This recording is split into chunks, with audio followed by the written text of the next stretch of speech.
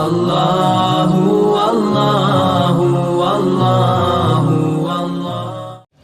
السلام علیکم ورحمۃ اللہ وبرکاتہ۔ وعلیکم السلام۔ الحمد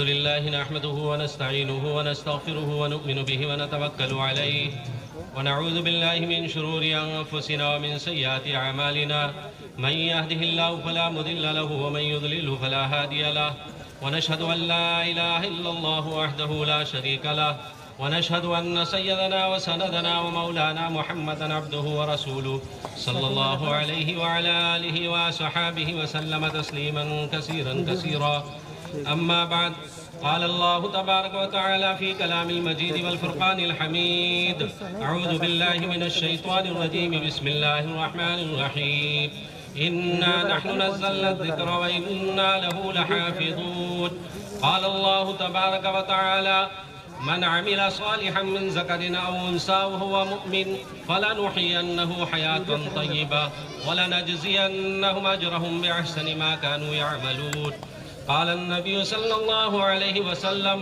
خيركم من تعلم القرآن وعلمه، أو كما قال عليه السلام، رب اشرح لي صدري ويسر لي أمري واحلل عقدة من لساني يفقهوا قولي، سبحانك لا علم لنا إلا ما علمتنا إنك أنت العليم الحكيم، صدق الله وصدق رسوله النبي الكريم، والحمد لله على ذلك لمن الشاهدين والشاكرين، والحمد لله رب العالمين۔ محترم بزرگوں، علماء کرام، اسٹیج پر جتنے علماء بیٹھے ہیں، علماء کرام اور محترم بزرگوں، عزیز بھائیوں، الحمدللہ یہ جو مسجد سجائی گئی ہے، یہ قرآن کی نسبت سے، مدرسے کی نسبت سے سجائی گئی ہے، اور قرآن و حدیث کا ادب یہ ہے کہ ہم جتنے احترام کے ساتھ، دل جمعی کے ساتھ سنیں گے، انشاءاللہ اتنا ہی فائدہ ہوگا۔ اس لیے میری گزارش ہے کہ یہ جو لوگ دور بیٹھے ہیں، یہ قریب آ جائیں ادھر، یہ بیٹھنے والے ادھر آ جائیں، اور اب تو دھوپ بھی تیز ہو گئی ہے، کرسیاں بھی آگے بڑھا لیں دھوپ میں سے، آ جائیں بھائی، آ جائیں، تھوڑی سی حرکت کریں، اللہ برکت دے گا انشاءاللہ، آ جائیں آگے، آ جائیں، تھوڑا تھوڑا آگے آ جائیں، آپ بھی، آپ پیچھے والے تھوڑا آگے بڑھ جائیں، آ جائیں۔ یہ بیچ کا خلا دیکھو، ہمارے آپ کے درمیان میں بہت ہی اہم شخصیت آنے والی ہے، میں تو بیچ میں ویسے ہی بیٹھ گیا، ابھی حال بہت جلد مولانا محمد احمد صاحب دامت برکاتہم تشریف لانے والے ہیں، میرے ساتھی بھی ہیں وہ دیوبند کے، آ جاؤ بھائی، آ جاؤ، بیچ میں خلا ہے، حاجی اسحاق صاحب آپ آگے بڑھ جائیں تو سب آ جائیں گے، آ جائیں، آ جائیں، آگے بڑھ جائیں، آپ لوگ آؤ، جلدی جلدی آ جائیں، تھوڑا تھوڑا آگے بڑھ جائیں، بس یہ خلا پورا کر لیں، بیچ کا خلا پورا کر لیں۔ دیکھیے قرآن و حدیث کی بات ہو رہی ہو، ہم دور دور بیٹھ کے سنیں گے تو مزہ نہیں آئے گا، جتنا قریب سے سنیں گے انشاءاللہ اتنا ہی مزہ آئے گا۔ وہ ادھر کونے پہ الٹے ہاتھ کی طرف بھی بہت سارے لوگ بیٹھے، بھائی ادھر آ جاؤ، آگے آ جاؤ، یہ آپ ہی کے لیے بچھایا ہے سب، آ جائیے، جزاک اللہ، اللہ آپ کو دنیا میں بھی اور آخرت میں بھی دونوں جگہ خوش رکھے۔ آ جاؤ، یہ نوجوان ساتھی جو بیٹھے پیچھے، آ جاؤ بھائی، میری آواز پہنچ رہی نہیں پہنچ رہی؟ آ جائیے، آ جائیے، جزاک اللہ، اللہ آپ سب کو جزائے خیر عطا فرمائے، دنیا آخرت دونوں میں اس کا بدل عطا فرمائے۔ آ جائیے، اب لگ رہا ہے کہ مجمع ہے، آپ سب ادھر ادھر بیٹھے، دور دور لگ ہی نہیں رہا ہے کہ مجمع ہے۔ آئیے، ماشاءاللہ ماشاءاللہ۔ تو میرے محترم بزرگ، عزیز بھائیوں، اللہ رب العزت نے اس ساری کائنات کو بنایا اور اس میں اشرف المخلوقات ہمیں اور آپ کو بنایا، اس انسان کو اشرف المخلوقات بنایا، سارے 18,000 مخلوق میں اشرف بنا کر دنیا میں پہنچایا، اور بھیجنے کے بعد یہ نہیں فرمایا کہ میں نے تمہیں بیکار پیدا کیا ہے، بلکہ فرمایا فَحَسِبْتُمْ أَنَّمَا خَلَقْنَاكُمْ عَبَثًا وَأَنَّكُمْ إِلَيْنَا لَا تُرْجَعُونَ، کیا تم یہ سمجھتے ہو کہ میں نے تمہیں بیکار بھیجا ہے دنیا میں؟ نہیں، ہر چیز کا ایک مقصد ہوتا ہے۔ یہ مائک ہے، اس کا مقصد ہے کہ آواز دائے، اگر یہ آواز کیچ نہیں کرے ہماری تو بتاؤ یہ مائک صحیح ہے؟ اس کو یہاں سے ہٹا دیا جائے گا۔ لائٹ لگاتے ہیں ہم، بلب لگاتے ہیں ہم، اگر وہ روشنی نہ دے تو خراب ہو جاتا ہے، پھینکنے کے لائق بن جاتا ہے۔ پنکھا لگاتے ہیں، اگر ہوا نہ دے تو پھینکنے کے لائق، یا تو سدھراؤ یا پھر پھینکو، کباڑے میں چلا جاتا ہے۔ ہر ایک چیز کا کوئی نہ کوئی مقصد ہوتا ہے۔ ہمارا آپ کا مقصد دنیا میں آنے کا اللہ کی عبادت، اللہ کو خوش رکھنا، اللہ سے محبت، اللہ کے نبی صلی اللہ علیہ وسلم سے محبت، اللہ کے نبی صلی اللہ علیہ وسلم کے طریقوں سے محبت، بس ہمارا آنے کا مقصد دنیا میں یہی ہے۔ کنتم خیر امت اخرجت للناس تأمرون بالمعروف وتنہون عن المنکر وتؤمنون باللہ اللہ فرماتا تم بہترین امت ہو، تمہیں میں نے اس لیے پہنچایا ہے، اس لیے بھیجا ہے، دنیا میں اس لیے مبعوث کیا ہے کہ تم لوگوں کو نیکی کا حکم کرو، برائیوں سے روکو، اللہ اور اس کے رسول پر ایمان لے کر آؤ۔ اس لیے ہمیں آپ کو سب کو اللہ کی مان کر زندگی گزارنا ہے۔ وعدہ کرتے ہیں نا بھائی سب گزاریں گے انشاءاللہ۔ اب اللہ کی ماننے میں کیا کیا ہے؟ اللہ کی ماننے میں سب سے پہلے تو ایمان ہے، ہم سب ایمان والے ہیں۔ اس کے بعد آتی ہے نماز، پھر زکوٰۃ، پھر روزہ، پھر حج۔ یہ بڑے بڑے ارکان ہیں جو فرض ہیں ہمارے اوپر۔ اگر ہم نے ان کو چھوڑ دیا تو اللہ کے یہاں پکڑ ہوگی ہماری، اللہ معاف نہیں کریں گے ایسے ہی۔ یہ جرم کر رہے ہیں ہم، کبیرہ گناہ کر رہے ہیں ان کو چھوڑنے پر۔ تو بہرحال میں اس پر نہیں جاتا ورنہ بات لمبی ہو جائے گی۔ میں نے تو ایک قرآن کریم کی چھوٹی سی آیت کریمہ تلاوت کی ہے، اِنَّا نَحْنُ نَزَّلْنَا الذِّكْرَ وَإِنَّا لَهُ لَحَافِظُونَ۔ اللہ فرماتا ہے میں نے قرآن کو نازل فرمایا اور میں اس کا محافظ ہوں۔ دنیا میں جتنی کتابیں اس سے پہلے آئیں، صحیفے آئے، سب میں رد و بدل تبدیل ہو گئی۔ اس لیے اللہ رب العزت نے قرآن کریم کا خود حفاظت کا وعدہ لیا، اور جس نے بھی قرآن کے بدلنے کی، ابھی حال کا واقعہ ہے، وسیم رضوی نے 26 آیتوں کے اوپر اعتراض کیا، قرآن سے نکالو۔ اللہ کی قدرت دیکھیے، اللہ کی طاقت دیکھیے، اللہ نے اس سے ایمان کو ہی چھین لیا۔ چھینا نہیں چھینا، یہ اللہ کی قدرت ہے کہ میرے قرآن کے اوپر انگلی اٹھاؤ گے تم، اس لائق نہیں ہو تم کہ ایمان کے اندر رہو۔ چند دنوں تو اللہ نے رکھا، اس کے بعد ایمان سے محروم کر دیا، جاؤ اب تم اس لائق نہیں ہو کہ ایمان کے اندر رہو۔ اس لیے قرآن کریم کا کوئی ایک زیر زبر نقطہ کوئی چیز بدل نہیں سکتا دنیا میں۔ اللہ نے وعدہ کیا ہے اِنَّا نَحْنُ نَزَّلْنَا الذِّكْرَ وَإِنَّا لَهُ لَحَافِظُونَ۔ قرآن کو ہم نے نازل کیا اور ہم ہی اس کے محافظ ہیں، حفاظت کرنے والے ہیں۔ اور کیسے حفاظت کروا رہا ہے؟ یہ معصوم بچے ہیں، چھوٹے چھوٹے بچے آپ کے سامنے حافظ قرآن ہیں، ابھی دستار بندی ہوگی چھوٹے چھوٹے معصوم بچوں۔ اور قرآن ایک ایسی اہم کتاب ہے کہ جس ذات سے نکلی، اللہ کا کلام ہے، قرآن اللہ کا کلام ہے، اللہ سب سے بہتر دنیا کے اندر۔ اور اس کے بعد جس کے ذریعے سے اللہ نے قرآن کریم کو پہنچایا، روح القدس اور روح الامین کے لقب سے اس کو نوازا، یعنی حضرت جبرائیل علیہ السلام۔ اور ان کے بعد جس ذات اقدس پہ اتارا، تمام انبیاء کے سردار محمد رسول اللہ صلی اللہ علیہ وسلم، اور جس مہینے میں اتارا اس مہینے کو سارے مہینوں سے افضل قرار دے دیا، شہر رمضان الذی انزل فیہ القرآن ھدی للناس وبینات من الھدی والفرقان۔ جس شہر کے اندر اتارا لا اقسم بہذا البلد، یعنی مکہ اور مدینہ تمام شہروں سے افضل۔ اب جس سینے کے اندر یہ قرآن کریم آ جائے گا، بتاؤ وہ سینہ سب سے افضل ہوگا کہ نہیں ہوگا؟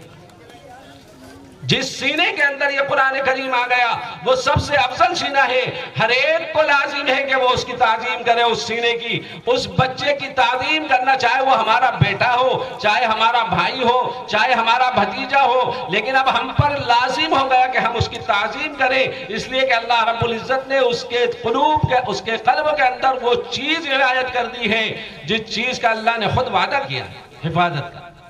بلکہ یہاں تک فرمایا کہ میں قرآن کریم کا تالی ہوں، تلاوت کرنے والا ہوں، آج سے میرے اس کا بھی نام تالی رکھا جائے۔ قرآن کا حافظ میں ہوں۔ کسی بچے نے حفظ قرآن کر لیا تو اللہ فرماتا ہے میں حافظ ہوں، میری صفت حافظ ہے، آج سے اس بچے کو بھی حافظ کہا جائے، آج سے اس بچے کو بھی حافظ قرآن کہا جائے۔ تو یہ قرآن اتنی بڑی دولت ہے، جس نے قرآن کو اپنایا ہے میرے محترم بزرگ عزیز بھائیوں، اللہ نے دنیا میں بھی چمکایا ہے اور آخرت میں بھی چمکائے گا۔ یہ اللہ والے جو آ رہے ہیں اور ہم ان کے ابھی زیارت کریں گے اور ان کی تعظیم کریں گے، ان کی ادب کریں گے۔ یہ علماء کرام یہاں اسٹیج پر بیٹھے ہیں، آپ نے انہیں کیوں بٹھایا اسٹیج پر؟ اللہ نے ان کو علم دین دیا ہے، اللہ نے ان کی قرآن کی تعلیم دی ہے، ان کے قلوب قرآن سے منور ہے، علم دین ان کے قلوب کے اندر ہے، اس لیے آپ نے ان کو عزت دی ہے اور اس لیے ان کو اسٹیج پر آپ نے بٹھایا ہے۔ یہ قرآن کی برکت ہے، ہمارا آپ کا کوئی کمال نہیں، یہ قرآن کا کمال ہے، قرآن کی برکت ہے۔ قرآن کریم ہے ہی ایسی چیز، اس لیے میرے محترم بزرگ عزیز بھائیوں، ہم قرآن کو اپنائیں۔ قرآن منع کرتا ہے سود لینے سے، پیاز لینے سے، ہم اس سے پرہیز کریں۔ بچوں خاموش رہو، خاموش بیٹھو بھائی۔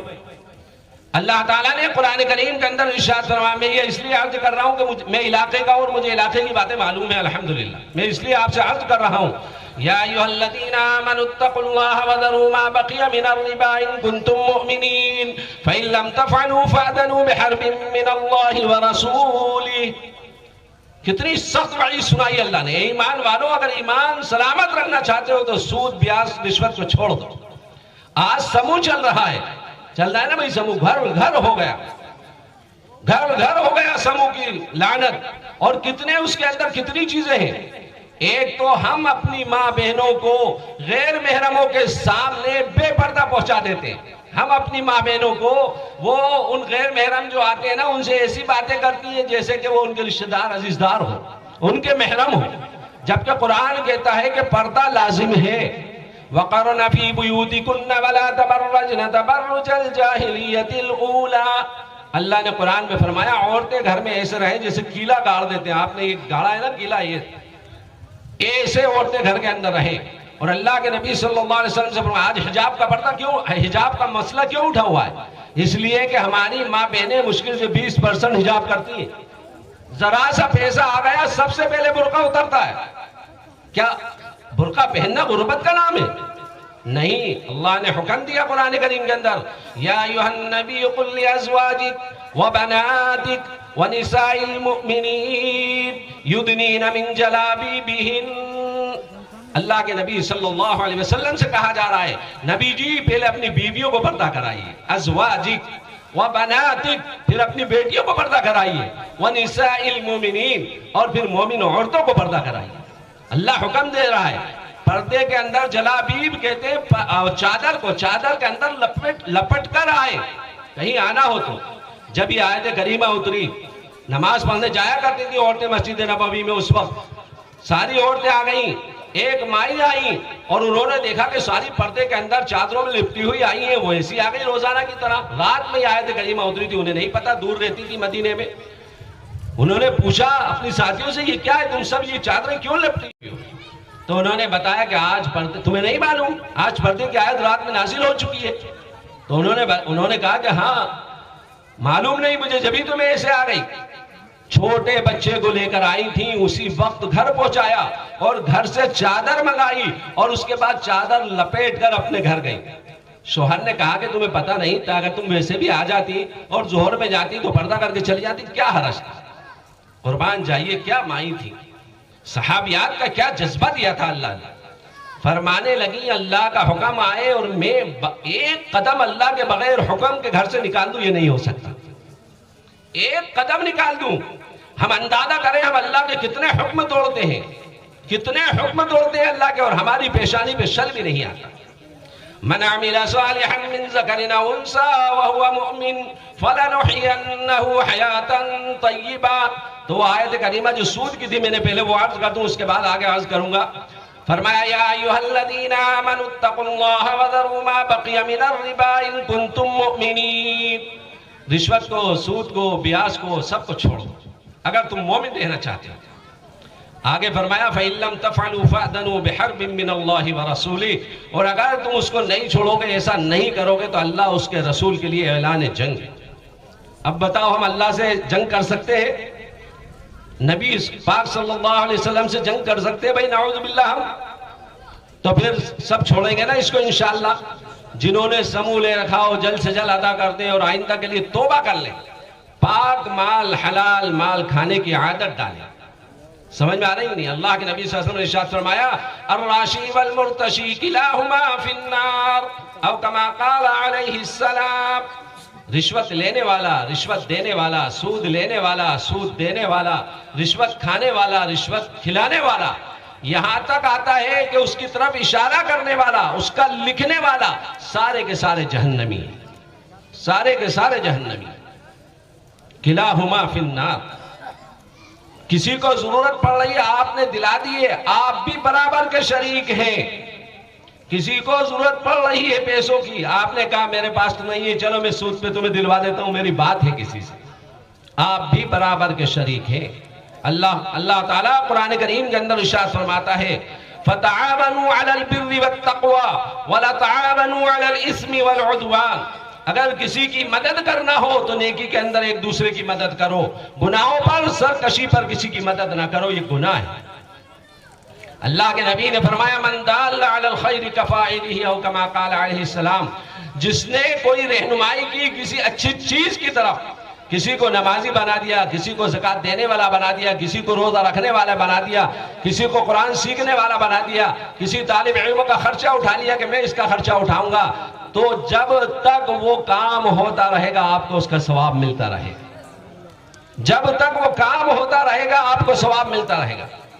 یہاں بچے ہیں، آپ ایک بچے کا خرچہ پوچھ لیں حافظ حنیف صاحب سے، مولانا اسرائیل صاحب سے، صاحب پورا سال کا کتنا ہوتا ہے، میری طرف سے اس بچے کو حافظ بنا دو، آپ مر کے چلے جائیں گے، قیامت تک آپ کو ثواب ملتا رہے گا. صدقہ جاریہ ہوگا. صدقہ جاریہ، انسان مر کے چلا جاتا ہے لیکن 3 چیزیں ایسی ہیں جس کا اس کو ثواب ملتا رہتا ہے. اللہ کے نبی صلی اللہ علیہ وسلم نے ارشاد فرمایا، ایک تو نیک اولاد، ایک جو نیک اولاد ہم نے نیک بنائی، حافظ قرآن بنایا اپنی اولاد کو، عالم دین بنایا، آپ مر کے چلے جائیں گے، قیامت تک اس کا آپ کو ثواب ملتا رہے گا. قیامت تک آپ کو ثواب ملتا رہے گا. ایک وہ کہیں کنواں کھدوا دیا، کہیں ٹیوب ویل لگوا دیا، کہیں کچھ کروا دیا، اس کا بھی ثواب قیامت تک ملے گا. سمجھ میں آ رہی میری بات؟ اور فرمایا یہ جو مال ہے نا، مال، اللہ کے نبی صلی اللہ علیہ وسلم نے ارشاد فرمایا کہ 3 چیزیں دنیا میں ساتھ رہتی ہیں انسان کے، لیکن 2 چیزیں اس کا ساتھ چھوڑ دیتی ہیں، ایک چیز ساتھ جاتی ہے. اب وہ 2 چیزیں کیا ہیں؟ سب سے پہلے مال ساتھ چھوڑتا ہے. جب ہم مر کے جائیں گے تو بتاؤ ہمارا ہاتھ میں اگر گھڑی بنی ہے تو اتاریں گے کہ نہیں؟ ہمارے گھر والے جیب میں پیسے رکھے تو نکالیں گے کہ نہیں؟ عورت کا انتقال ہوا تو کان کی بالیاں اتاریں گے کہ نہیں؟ ناک کی لونگ نکالیں گے کہ نہیں؟ پیر میں اگر پائسے میں تو بتاؤ اتاریں گے کہ نہیں؟ ایک ایک چیز لے لی جاتی ہے. جس چیز سے آج ہم محبت کر رہے ہیں نا، دنیا دنیا میری دنیا میری دنیا، ہم دنیا میں کامیابی ڈھونڈ رہے ہیں. 1 گاڑی ہوگی، 2 گاڑی کا مالک ہو جاؤں، میری یہی کامیابی ہے. 1 لاکھ کا مالک ہو، 10 لاکھ کا مالک بن جاؤں، میری یہی کامیابی. یہ تو یہود و نصارہ اور غیروں کا طریقہ ہے، ہمارا نہیں ہے. ہمارا طریقہ تو یہ ہے کہ ہم اللہ والی زندگی بنائیں، دنیا بھی کامیاب ہوگی، آخرت بھی کامیاب ہوگی. تو سب سے پہلے جو ساتھ چھوڑتا ہے، اللہ کے نبی صلی اللہ علیہ وسلم نے ارشاد فرمایا، وہ کیا ہے بھائی؟ مال. مال ساتھ چھوڑ دے گا، سب سے پہلے ساتھ چھوڑے گا. انتقال کے بعد فوراً مال سب چھنا لیا جاتا ہے. اور دوسری چیز فرمایا، عزیز و اقربا ہے، اس کو نہلائیں گے، دھلائیں گے، کفن پہنائیں گے، نماز جنازہ پڑھیں گے، اور اپنے کاندھوں پر اٹھا کر اس کو قبرستان لے جائیں گے، اور قبر میں دفنانے کے بعد کہہ دیں گے اب تیرا ہمارا کوئی تعلق نہیں ہے. ہو رہا نہیں ہو رہا؟ ارے ہم آنکھوں سے دیکھ رہے ہیں. اللہ کے نبی صلی اللہ علیہ وسلم نے فرمایا، یہ میں حدیث سنا رہا ہوں آپ کو، ایسا ہو رہا ہے کہ نہیں؟ ہم خود اپنے عزیز و رشتہ داروں کو کتنوں کو لے جا کے دفن کرائے، اب ہمیں نہیں معلوم، ہم اپنے ہاتھوں سے منو مٹی ان کے اوپر ڈال کے آ گئے، ہمیں نہیں پتا اس کے ساتھ کیا ہو رہا ہے. معلوم ہے کسی سے؟ کچھ نہیں معلوم. قبر، حضرت عثمان غنی رضی اللہ تعالی عنہ جب قبرستان سے گزرتے تھے، کسی قبر سے گزرتے تھے، اتنا روتے تھے، اتنا روتے تھے، اتنا روتے تھے کہ داڑھی مبارک آنسوؤں سے تر ہو جایا کرتی. کسی نے پوچھا، حضرت آپ جنت دوزخ کے تذکرے سے اتنا نہیں روتے اور قبر پر آپ اتنا روتے ہیں، کیا بات ہے؟ فرمایا آخرت کی منزلوں میں سب سے پہلی منزل قبر ہے. اگر قبر کا مسئلہ صحیح سالم، یہ منزل صحیح ہو گئی تو بعد کی آنے والی تمام منزلیں صحیح ہیں، اور اگر یہ منزل ہی خراب ہو گئی تو تمام منزلیں خراب ہیں. آج قبرستان میں بیٹھ کر جوا کھیلا جاتا ہے. کھیلا جا رہا ہے نہیں بھائی؟ ہمارے یہاں شہروں میں تو ہوتا ہے، پتہ نہیں ہے گاؤں میں ہوتا ہے کہ نہیں. ایسا قبرستانوں میں بیٹھ کر جوا کھیلا جا رہا ہے، اللہ معاف کرے. پیشاب کرا جا رہا ہے قبرستان میں، کوئی فکر نہیں. کرکٹ کھیلتے قبرستان میں جا کر، کوئی پرواہ نہیں ہوئی. کرکٹ ہو رہی صاحب، قبرستان کی زمین ہے، ادھر قبر بیچ میں کرکٹ کھیل رہے ہیں بچے. یہ بچوں کا قصور نہیں ہے، یہ ماں باپ کا قصور ہے، معاشرے کا قصور ہے کہ انہوں نے ان کو صحیح تعلیم نہیں دی، انہوں نے ان کا صحیح مزاج نہیں بنایا، انہوں نے ان کو صحیح تعلیم نہیں دی، اس لیے وہ کر رہے ہیں. اگر گھر کا معاشرہ صحیح ہوتا، گھر والے اس کو آخرت کی فکر دلاتے، گھر والے قبر کی زندگی اس کو سمجھاتے کہ قبر میں جانے کے بعد کیا ہوتا ہے، اور بیٹا قبرستان سے گزرے تو کچھ نہ کچھ پڑھ کے قبر والوں کو دے کر آیا کرو، لے کر نہیں آنے کا. فضائل درود کے اندر ایک حدیث لکھی ہے. غالباً علامہ شبلی رحمت اللہ علیہ کے پاس ایک مائی آئی اور کہنے لگی میری بیٹی کا انتقال ہو گیا ہے، آپ ایسا عمل بتا دیں مجھے کہ میری بیٹی خواب میں آ جائے. آپ نے عمل بتا دیا. وہ رات کو کر کے سوئی، بیٹی کو خواب کے اندر دیکھا کہ اس بیٹی کے اوپر عذاب قبر ہو رہا ہے. بیٹی میں عذاب قبر میں مبتلا ہے. آپ نے آگے صبح حضرت کو بتایا اور حضرت سے کہا کہ حضرت دعا فرمائیے. ارے مولانا اسحاق صاحب آپ پیچھے بیٹھ گئے, میں نے دیکھا ہی نہیں, تشریف لائیے. مولانا محمود صاحب, ارے ادھر آ جائیے, اسٹیج پہ آ جائیے. ارے آ جاؤ. مولانا محمود صاحب, اسحاق صاحب ادھر تشریف لائیے, آ جائیے. مولانا محمود صاحب, مولانا اسحاق صاحب آ جائیے, تشریف لے آئیے. ارے بھائی یہاں کے لوگ ہیں کہ نہیں, یہ کیسا استقبال کرتے ہو, بلا کے لاؤ. سالیے کے ناظم صاحب ہیں وہ, بھائی مدرسہ چلاتے ہیں. درخواست ہے کہ بھائی اسٹیج پہ تشریف لے آئے مولانا اسحاق صاحب, محمود صاحب. تو میں یہ عرض کر رہا تھا کہ علامہ شبلی رحمت اللہ علیہ کو انہوں نے بتایا جا کر کہ میری بیٹی کو عذاب قبر ہو رہا ہے. ادھر دیکھیں بھائی, سنیں میری بات, سنیں آپ. جب ہم قبرستان جائیں تو قبرستان والوں کو کچھ دیا کریں, اس پر میں یہ عرض کر رہا ہوں, آپ کو بتا رہا ہوں. انہوں نے کہا حضرت دعا فرمائیے. حضرت نے بھی دعا کی. حضرت نے کچھ دنوں کے بعد اس بیٹی کو دیکھا کہ بہترین تخت ہے, اس کے اوپر بیٹھی ہوئی ہے, اور بہترین بنگلہ ہے, باغات ہیں. تو حضرت نے پوچھا, ارے تیری مائی نے تو مجھے بتایا تھا آ کر کہ تجھے عذاب قبر ہو رہا ہے, اور اب عذاب قبر تیرا ہٹ گیا اور تو یہاں عیش و عشرت کے اندر ہے, کیا بات ہے؟ غور سے سنیں بھائی, کیا بات؟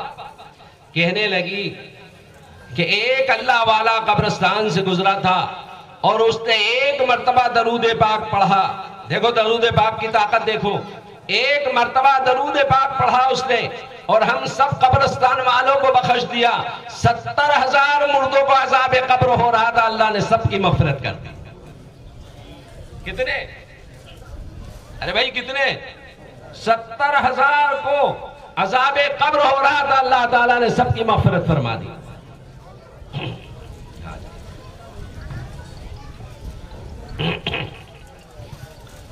اس لیے جب قبرستان جایا کریں, کسی بھی قبرستان سے گزریں, کم سے کم 3 مرتبہ قل ہو اللہ شریف پڑھ کر, الحمد شریف یاد ہو تو الحمد شریف پڑھ کر, الحمد شریف تو سب کو یاد ہوتی ہے نا, نماز پڑھتے ہیں نا سب, بچے کو یاد ہوتی ہے.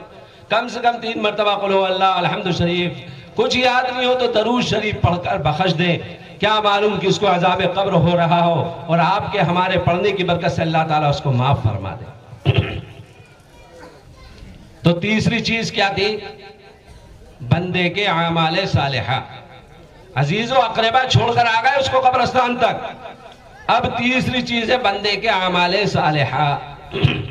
اگر اس نے صحیح عمل کیا ہے تو قبر کی زندگی اس کی بن جائے گی, اور وہی اس کے کام آئیں گے. حدیث میں آتا ہے سورہ تبارک الذی بیدہ الملک, چھوٹی سی سورت ہے 2 رکوع کی, جو بندہ مغرب اور عشاء کے درمیان میں اس کو پڑھ لیتا ہے, اس کی تلاوت کر لیتا ہے, تو حدیث شریف میں آتا ہے کہ عذاب قبر سے بچانے کے لیے وہ کافی ہے. وہ ایک انسانی شکل میں آ کر اس مردے کے سرانے کھڑی ہو جاتی ہے, اور اگر عذاب قبر کے فرشتے آتے ہیں تو وہ کہتی ہے کہ جاؤ اللہ کے پاس جاؤ, اور جا کر اللہ سے کہو کہ یہ بندہ مجھے مغرب سے عشاء سونے سے پہلے مجھے پڑھا کرتا تھا, اس کو عذاب نہ دے.